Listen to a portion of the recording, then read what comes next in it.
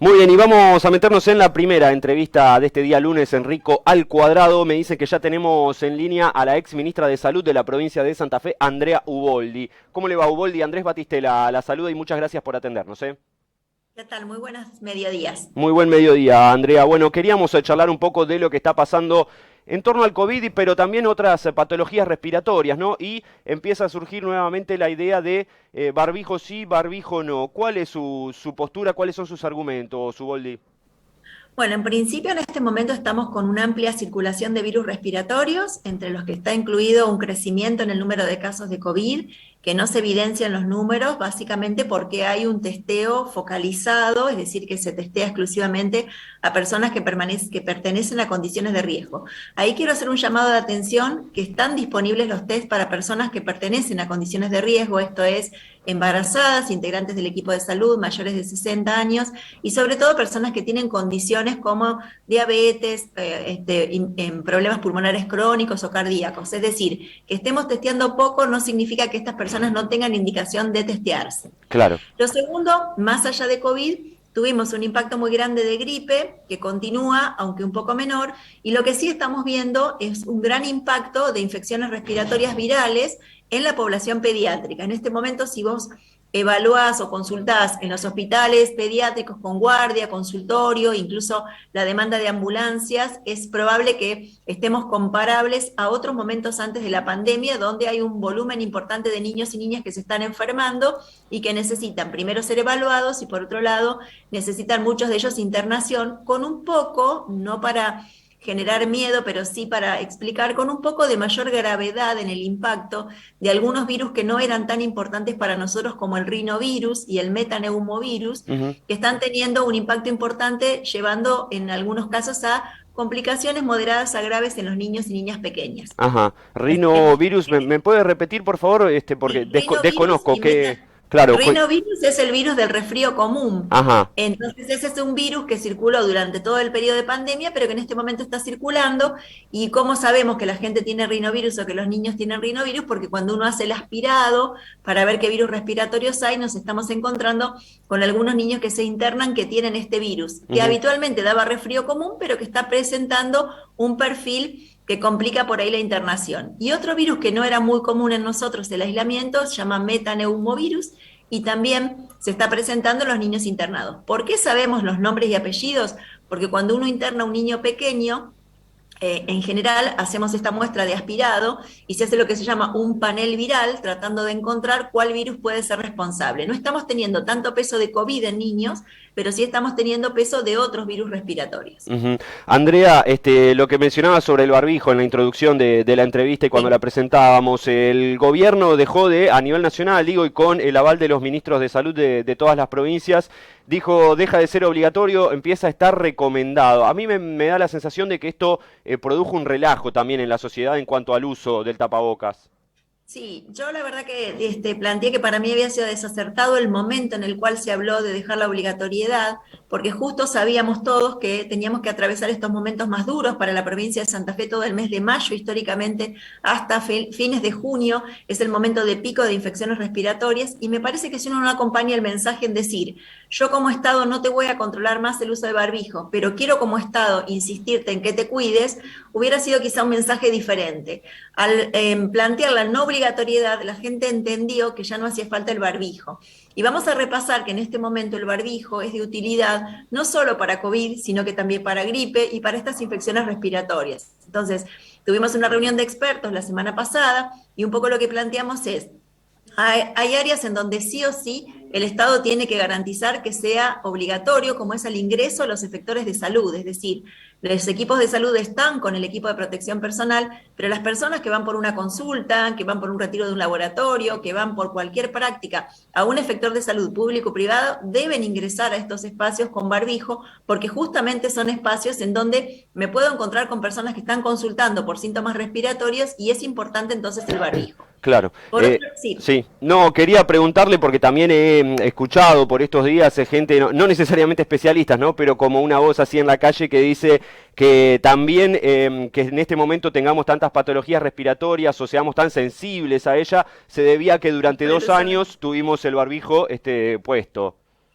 Sí, pero digo, me parece que las medidas que se tomaron fueron extremas en su momento y convendrá luego hacer un balance si las cuarentenas prolongadas, si la no presencialidad en los niños y niñas tuvo también este impacto. Yo creo que al día de hoy es importante mencionar esto. Estamos en una gran circulación de virus respiratorios, así que es interesante mencionar el tema del barbijo y sobre todo que hay personas que aunque estén vacunadas para vacunas COVID y para gripe, por su sistema inmunológico, por su situación, por edad, por ejemplo, pueden no tener defensas completas. Entonces, en ese grupo poblacional de riesgo, también es importante insistir que como medida de autocuidado, como si uno se pone una bufanda para no tener frío en la garganta, digo, está bueno el tema del barbijo. Después discutir en los ámbitos educativos. Creo que ahí hay consensos, por ejemplo, en algunos ámbitos privados en donde se ha trabajado con los padres. Me parece que ahí quienes tienen más riesgo siempre son el equipo docente y de apoyo escolar. Ahí hay que revisar quiénes tienen factores de riesgo y cómo son las instalaciones de las aulas, ¿no? Porque ahora hay que ventilar y en estas temperaturas es difícil ventilar. Y todo el tema del transporte público y también de los protocolos en los ámbitos laborales.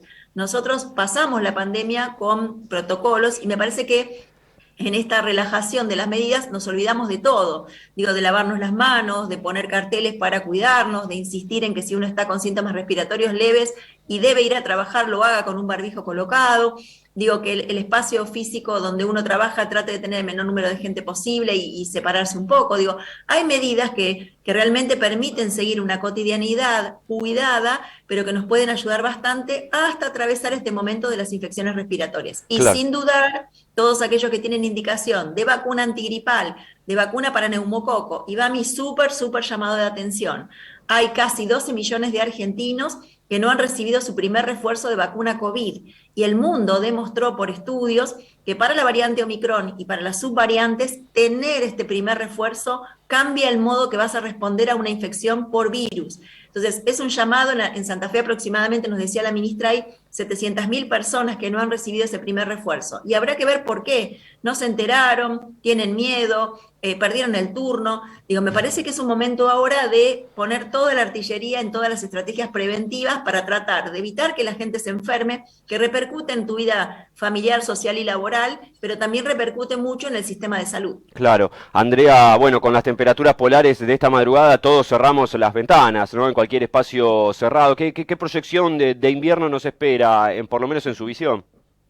Mira, vuelvo a marcarte, históricamente hay un interesante estudio que vinimos haciendo durante mucho tiempo para ver cuál es el momento del pico. Este pico, como yo te decía, es todo transcurrir el mes de mayo y hasta finales de junio. En ese sentido, después de la gripe de H1N1 en el 2009, cambiamos las vacaciones de invierno para ponerlas cercanas al 9 de julio y esa fecha es interesante porque permite descomprimir la circulación de los niños y niñas en los ámbitos educativos y de las personas y logra achatar un poco la curva. Así que este es un momento para revisar cómo estamos en los efectores, para reforzar la atención en los efectores y para reforzar los mensajes comunicacionales para las mamás, papás y cuidadoras con niños muy pequeñitos, sobre todo con los índices de pobreza que tiene Argentina, pensando que los mejores lugares donde la gente duerme o donde la gente come no tienen todas las condiciones que algunos de nosotros tenemos. Entonces, insistir con la lactancia materna, con el calendario de vacunación al día, insistir con la consulta oportuna en el centro de salud más cercano para que sea revisado este bebé si tiene tos o si la mamá nota que come entrecortado o si lo nota mucho más pálido, para poder trabajar y ni que hablar con la estrategia en los ámbitos municipales de las personas en situación de calle, ¿no? Que Claro. también generan muchas veces con estas temperaturas muerte, digamos, por estar en vía pública. Claro, Andrea, bueno, fueron convocadas por el gobierno finalmente, Consejo de Asesores, hacía un tiempito que no pasaba, ¿o me equivoco? Sí, hacía un tiempito, habíamos tenido, yo en una no pude estar, es la única que no pude estar. En principio nos convocaron para contarnos un poco este tema de la situación, con preocupación por el incremento de la consulta pediátrica y sobre todo por la capacidad de respuesta del Centro Norte. Esto siempre genera dificultades porque es muy difícil la atención pediátrica por fuera de las grandes ciudades. Y también por este tema de los barbijos y viendo los casos que se presentaban, y también para insistir en la vacunación, no solo de COVID, y esto va un mensaje muy fuerte.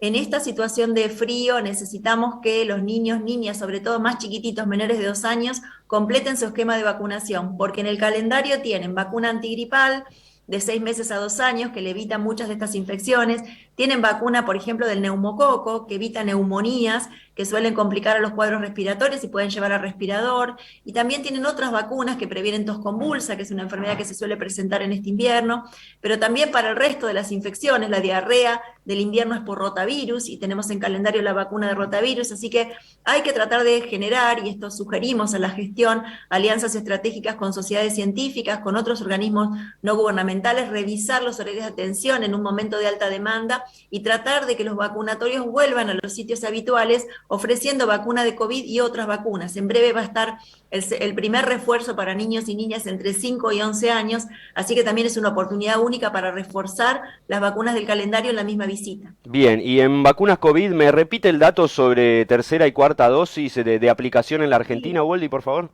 Cuarta no tenemos datos aún, porque recién se comenzó, pero sí tercera hay aproximadamente 12 millones de personas en Argentina que aún no han accedido a esta primera refuerzo, aún estando en condiciones. Esto es importante, porque no es que no les toca o no hay vacunas, sino que las vacunas están. El otro gran tema es el respeto y la adecuación de los puestos de vacunación debido a que hay más oferta que la demanda y esto genera también desperdicio de dosis y vencimientos próximos. Esto necesita una ingeniería porque pensemos que las vacunas han sido críticas y siguen siendo críticas las vacunas COVID y tener que descartar vacunas COVID, la verdad que uno lo ve con cierta preocupación. Por eso es tan importante la comunicación, pero también es importante ir adecuando lugar por lugar en nuestra provincia cuáles son las necesidades que se tienen y cuál es la población destinataria para tratar de lograr llegar o que la gente se encuentre con la vacuna. Claro. Bueno, para cerrar, Uboldi, ¿es para preocuparse este ascenso en la curva que estamos viendo en las últimas semanas? Siempre digo que hay que ocuparse. Para ocuparse hay que informar a la gente lo que está pasando. La gente tiene que estar informada para tomar decisiones, explicar perfectamente por qué utilizamos el barbijo y quiénes sobre todo tienen que utilizarlo, insistir con los esquemas de vacunación y creo que desde la gestión es importante reforzar los sistemas de salud en estos momentos. Esto lo estudiamos durante muchísimo tiempo, con qué recursos se necesitan y en qué lugares. Es importante que los reforcemos porque nuestro propio equipo de salud se empieza a enfermar. O en todo caso se enferman los hijos de nuestros integrantes del equipo de salud y por lo tanto comienza a haber dificultades para cubrir guardias o consultorio y esto hay que tratar de evitar. Claro. Uboldi, le agradecemos por el tiempo, como siempre, muy amable. No, por favor, un saludo enorme y bueno, a seguir cuidándose y a resistir este frío y por supuesto a pensar en todos aquellos que no tienen las condiciones para resistir el frío y tener una mirada solidaria de parte de cada uno de nosotros. Muchísimas gracias, Uboldi. Un abrazo. Gracias. Andrea Uboldi, ex ministra de Salud de la provincia de Santa